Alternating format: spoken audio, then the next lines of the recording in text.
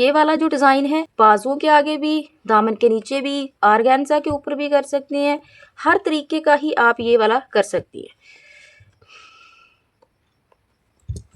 تو اس کی جو ہوتی ہے ایسے آپ نے ڈبل جو کرنا ہے، 1 انچ کا تقریباً آپ نے اس کی چوڑائی لینی ہے، یہ 1 انچ ہے۔ آپ نے اس طرح کا ڈیزائن کوئی بھی تیار کرنا ہے تو اس کی چوڑائی جو ہے وہ 1 انچ ہی لینی ہے، لیکن ہاں 1 انچ سے زیادہ آپ نے اس کی جو ہے لمبائی، ویسے ہم نے اس کو 2.5 انچ لیا ہے تو راؤنڈ میں آپ نے اتنا ہی لینا ہے جتنی آپ کی بازو موری ہے، دامن ہے، پانچے ہیں، جو بھی آپ تیار کر رہے ہو۔ دوپٹے جو ہوتے ہیں ان کے چھوٹے پلے جو ہوتے ہیں ان کے اوپر بھی یہ والا ڈیزائن جو ہے تیار ہو جاتا ہے۔ آپ نے بس ایسے اس کو راؤنڈ لگاتے جانا ہے باری باری، تو ڈرنا نہیں ہے، آپ نے ٹینشن نہیں لینی کہ پتہ نہیں یہ ڈیزائن خراب نہ ہو جائے۔ آپ پہلے ایکسٹرا کوئی لے کے پیس، کوئی چیپی یا کوئی ورک علیحدہ لے کے تو آپ نے اس کے اوپر تیار کر کے دیکھ لینا ہے کہ یہ صحیح طریقے سے کٹنگ ہو جائے۔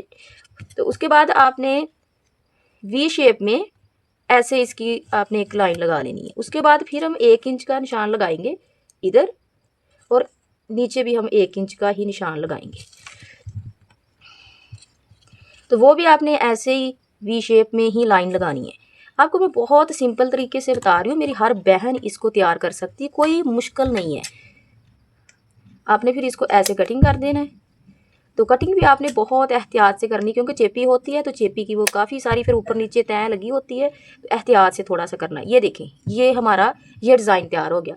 تو اس کی چوڑائی جو ہوتی ہے وہ آپ نے 1 انچ ہی لینی ہے، 1 انچ سے کم نہیں کرنی، نہ 1 انچ سے آپ نے زیادہ کرنی ہے، کیونکہ زیادہ بھی کم ہو گیا تو پھر بھی یہ اچھا تیار نہیں ہوگا، اگر زیادہ بڑا ہوگا تو پھر بھی یہ اچھا تیار نہیں ہوگا۔